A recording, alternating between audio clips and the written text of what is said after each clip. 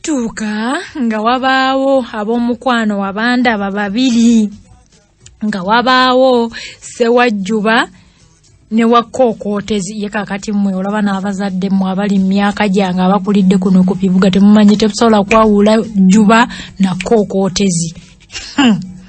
Munnange nga baba ba mukwano nga nga omu kati kankugereze nti Wakkookootezi nga awasa mwannyina wa Wajjuba wa Ssewajjuba. Wakkookootezi yawasa mwannyina wa Ssewajjuba nga bafuuka bakoddomi. Kati nga Wakkookootezi ayita Ssewajjuba mukoddomi we.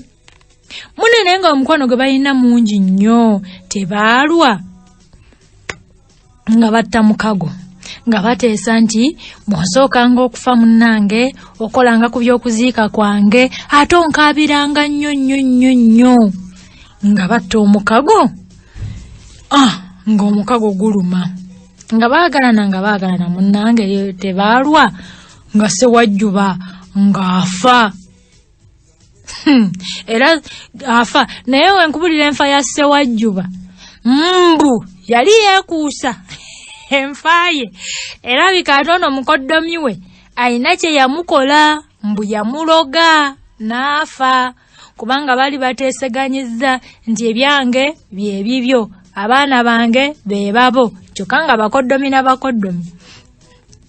Munnange Wakkookootezi mbu ye yatta Ssewajjuba kati naye nga akola ku byonna eby'okuziika kakati mulumbe Wakkookootezi ng'atandika okukaaba nkaaba olwa mukoddomi ndaaga olwa Ssewajjuba.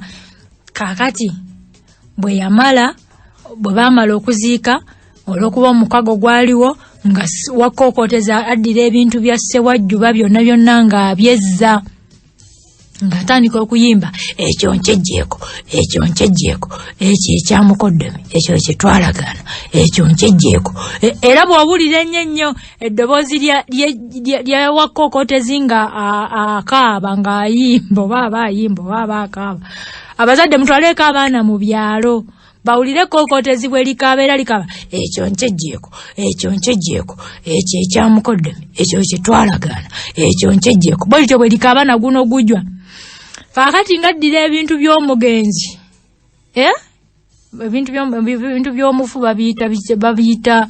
babiyita mwandu nga byonna abyezza nga namwandu asigala akyopanga nti munnange bwe mwakola endagano nti byonna byali byange ng'abyezza atandika buli kiseera ekyo nkejjeeko ekyo ekya mukoddomi ekyo kye twalagana ekyo nkejjeeko. Buli wabeera ekyo kyayimba. Abazadde mutwale abaana mu byalo mubaawulire Kookootezi bwe liyimba n'Ejjuba mujja kulira nga Kookootezi na guno gujwa likyayimba ekyo nkejjeeko naye nga lyakola obukumpanya teryali lyesigwa mu ndagano gye baakola ne munne nange awo we nalabira.